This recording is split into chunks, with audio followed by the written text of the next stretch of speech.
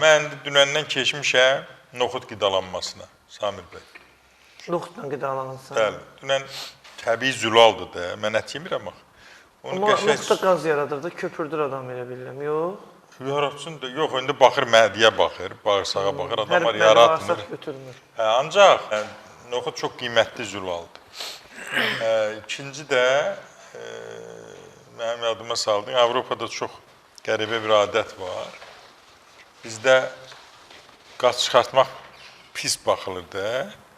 Avropada tualetə yaxınlaşan kimi, maşından düşən kimi görürsən ki, aləmi götürür. Onlar normal baxırlar. Çox normal. Mən birinci dəfə Avropaya gedəndə təəccübləndim ki, bu nədir? Adamlar ki, dəqiqədə gəlir, ağzına məsələn qaz çıxarır. Gəyirmək də... Mədiyə ziyandır. Yox, əksinə, sakitləşirmədir. Doğrudan. Vallahi, niyə gəyirirsən? İki cür gəyirə bilərsən. Bir mədə-bağırsaq nevrozunda gəyirmək olur. Bir də ki, turşuloz çoxdur. Yemək borusunun mədəyə keçən hissəsində də qapaq açıq olur.